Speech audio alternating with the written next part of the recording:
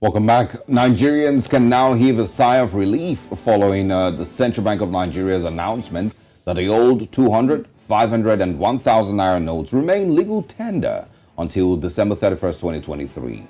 The announcement by the Apex Bank now puts to bed what seemed like a long battle between Nigeria's President Muhammadu Buhari, the CBN Governor Godwin Emefiele and the Apex Court in the land, the Supreme Court, over the new redesigned Naira notes.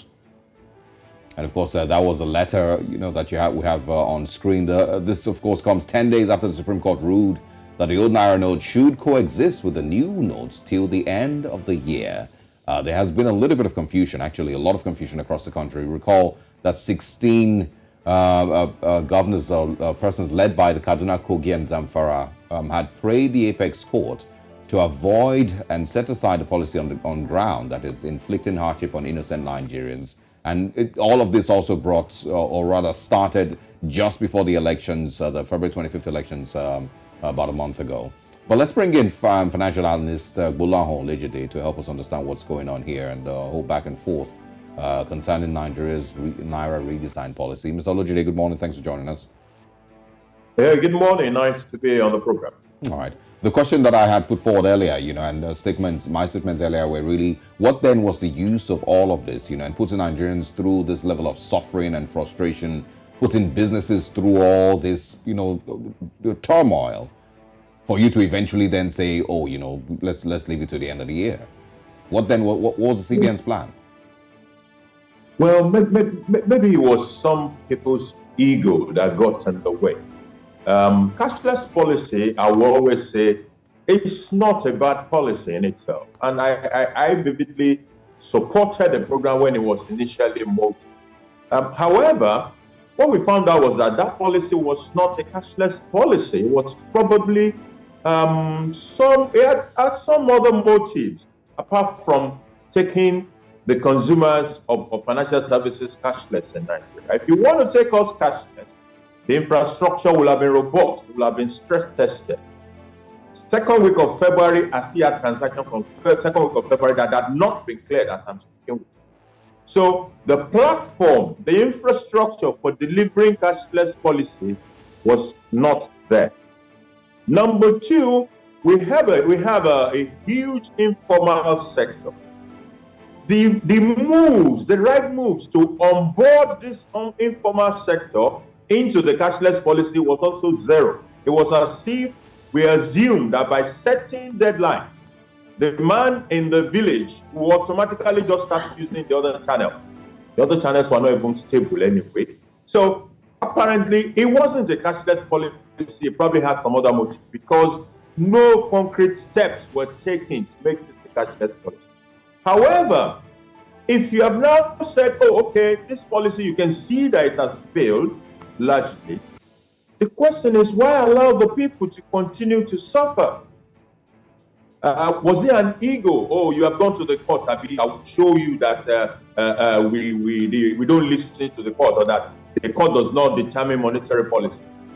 But the Supreme Court had acted in the best interest of the people and said, put this Naira note there, because if these decision makers have been on the road and they have seen people every day, like I see at the ATMs and in the banking hall. The last time I was at the banking hall was last week to resolve my hanging transaction. When I got to the banking hall, the volume of people that were there was such that I went out, I went back. I couldn't stay.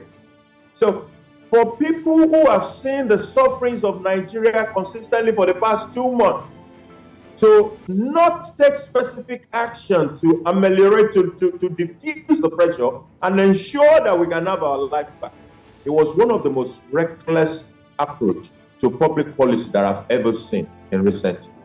I'm glad, however, that we have moved past it now. Yesterday.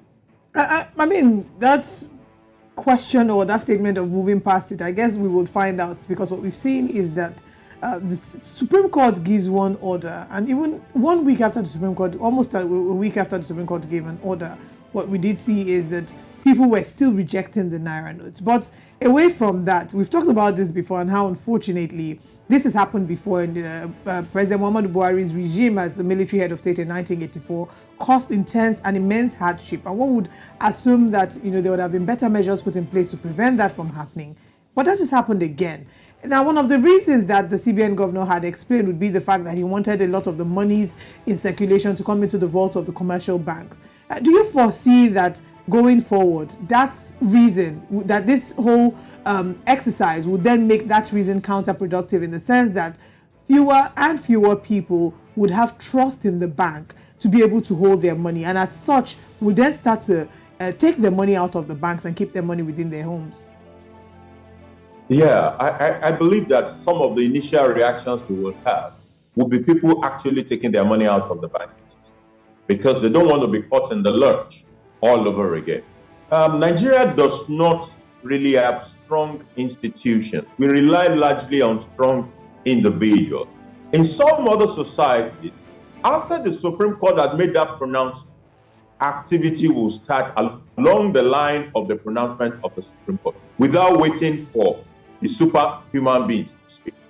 However, in Nigeria, because those institutions are largely weak, we rely on the strong human beings to speak before we listen. And come to think of it, the central bank has been in the faces of Nigerians consistently since the beginning of this policy. In October, in November, in December, in January, all of a sudden, it went mute after the Supreme Court pronouncement. People were looking to see the same man who had been coming to speak to them speak. He not only did he not speak, he did not even issue the necessary memos that will provide the necessary comfort for the commercial bank to start, towing the line of the Supreme Court judgment that we have seen. So there was a whole lot of confusion. Some banks were giving out the old notes, some were not giving. Some of the ones that were giving it, even after giving it to you, if you give it back to them, they will not take it. Some customers were not willing to take those notes, some customers were willing to take it. Some service providers and good sellers were willing to take, some were not willing to take. While the queues at the banks and at the ATM has continued to be there. So GDP was suffering, productive hours were being wasted, and nobody seemed to care. That was the saddest part of this incident. If we find out the economic issues that we have created by virtue of waiting for 10 days before lifting a finger on the judgment of the Supreme Court, we will be amazed at the damage that we have caused. And it is such a shame. I hope we don't find ourselves in this kind of a situation ever again. Well, unfortunately, Mr. Olojide, I'm sure you know Nigeria doesn't work like that. We can say we hope we don't do this again, but because there is no punishment for incompetence and nobody gets to resign for their failures, even at the highest level, it might just happen again next week. But I also want, your views on the, before we might just talk about the political angle to this, but let's talk also about the banking aspect of it. The old notes now that they've ordered to be once again released into circulation, do they still have them? And would can you advise on if the CBN had maybe destroyed some of those old notes, if they, still have enough of them to release back into circulation or not? Well, I don't know what the vault numbers are saying right now, but I think the CBN governor had mentioned the fact that I made an allusion to the probability that some of those old notes might have been destroyed. However, in this 10 or 11 days of confusion, we have seen that some banks put it in their ATM, some banks paid it across the counter. So even if some have been destroyed, definitely not all have been destroyed. We still also have some that are in the system generally, because people still have them. They just couldn't spend them. They couldn't exchange goods and services with them. Now that there is clearance, I believe some of those notes will come out from wherever they are, so we can see it. But beyond that, CBN now has to determine how much of this note we really need in circulation. I believe it will have determined that by now. And whether it is an old note or new note, people just want to have access to money to spend. We have suffered enough unnecessarily for that matter. Let's also talk about how all of these instability or this rather changes here and there, how they would affect the strength of the Naira. I'd like you to shed some light on that and how we can maybe circumvent this. Well, there have been all sort of interesting, I'll call it conjecture. Some prices actually fell. So there's a temptation to say, oh, this money that was not there has helped to curb inflation. That was a trap. What actually happened with prices in the market was that people were undercutting themselves. They were short selling their goods just to have a little bit of access to money. And you call that curbing of inflation. People sold at shortages. People who sold perishables lost a lot of money. And we may be tempted to say that, okay, because something that should be 5 naira, I was just willing to take 2 naira just to go home and have something to feed my family, that therefore the prices of those items have come down. No, they did not come down. That was an illusionary reduction in inflation that we saw. So, okay, you were going to say something. Okay, no, please go ahead. After that, there's something else I wanted you to address. Okay, so we actually need to determine how much money we have. There are benchmarks across the world. There are also benchmarks even within Nigeria to determine how much of this cash we need. Old notes, new notes, let's make them available. That is at the heart of the matter. Some people think, oh, it will increase the strength of the Naira against the dollar. We have not seen that. And it is actually productivity, production of goods and services, being able to offer it to the world and earn foreign exchange that will strengthen the Naira, not hiding Naira and making it impossible for people to do exchanges of goods and services. Whatever gain you see in that realm is fictional and it has no basis in reality. It will fizzle away. All right, let's talk about what the next measures are. Now, if we look at the time given in 1984, it was about 2 weeks for a population of about 81 million people. Now we had under 100 days right now for us to have sorted this, and it obviously didn't work. The Naira validity has been extended to the 31st of December. What can we do to ensure that we do not have a repeat of what has happened now in December and that people aren't caught off guard? Fantastic. We now have to strip the policy of the political side of it. There was obviously some other motives that are not supposed to be within a monetary policy purview. So let's strip the policy of those ones. After all, the last election is taking place on Saturday anyway. So once we strip that policy, then we can go back to a proper cashless policy. Ensure that the infrastructure is there to support cashless policy, both the banking platform, the switch companies, and all necessary platforms that will support cashless policy. Number 2, let's take positive steps to transit the huge informal sector onto these other channels that we want them to use. It will not happen just because you fix a deadline. It will happen because we take specific steps wherever those people are to help them on board onto this other new channel. And then we must stress test the system.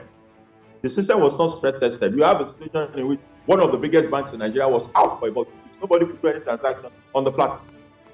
So this will help us to have a more effective cashless policy. There's no society in the world that is totally cashless anyway. But let's be able to get a lot more people onto electronic channels, and it will help us a great deal in several areas of our financial activity. All right, Mr. Olojide, one of the things that I've seen repeatedly asked is how, let me just share a couple of comments that I'm seeing on social media. It says here, you made people suffer this much only for, you to, of course, reverse the policy. This one here says the back and forth has thrown people into confusion. I think the CBN head should go. Of course, I'm not sure what the rest of it is saying. But it's mostly just saying, okay, another person here says, you mean to tell me that people suffer this much for no reason at all? So I want to get your views on, that aspect of it, and how we have continued to run a country like this where these things can just happen and, you would maybe get an apology, but that's the best that you would get if you would even get it. I mean, if you would get it, that's the best that you would get. We've heard the president's wife come to, apologize on behalf of her husband, but Nigerians, want governance. Nigerians want to be safe. Nigerians want better economy, but Nigerians want better healthcare. You can't apologize after 4 years or 8 years. So I want your thoughts on how the CBN can simply just do this and, everybody goes home the next week and the business as usual. And also, I was in the news this morning, there's reports of, it seems like they are trying to not blame the president. The reports on I think the Daily Trust or so, are saying, that President Muhammadu Buhari didn't bully anybody into disobeying the court or some of all of that. Like they're trying to pull him out of the whole conversation, so he should not be blamed. What do you think is going on, with all of this? Well, that was face saving for the president. If 150 million people of the people you're presiding over have been in the agony of this cashless policy for 2 months, the president cannot say he did not know. Maybe he doesn't use ATMs, neither does he go to banking hall. So he doesn't have a direct knowledge of what was going on. As the president, he has means of getting information. So he has not been getting information, or he has not been getting the right information about the suffering that the Nigerians are going through. Because if he has been getting it, all these stories being told by the spokesperson will fall flat on the face. If you're getting the story, your people have been suffering for 2 months. The issue is, so what did you do? If the judgment has been given, did you bother to ask? Oh, Malami, Alpha, CBN Governor, I hear that people have been suffering for 6 weeks or 8 weeks because of this policy. Have we implemented that policy? You're saying it wasn't my fault. I didn't ask them not to obey. But we know that in this country, we still do not rely on institutions. The institutions are still largely weak. It is strong men. When he came out and spoke about 200 Naira note, what happened? The acceptability of the 200 Naira note automatically picked up. It is the same way it would have happened if he had spoken, or if he has caused the CBN to speak about this other note, rather than wait for 10 days before this attempt to, pull himself out. It's a face-saving attempt. It's okay. How many more days do we have for the end of administration? I don't think the CBN governor is going to resign. But the message for us is that impunity is still very pervasive in our society. So people have been punished. The question is, nobody gets punished for the fact that Nigerians suffer. An uncomfortable reality right there. We do hope that the instability of the Naira comes to an end and there's some sense of normalcy being returned to our economy here in Nigeria. Thank you so much, Bola Olojide, for joining us this morning. Thanks for having me. Absolutely.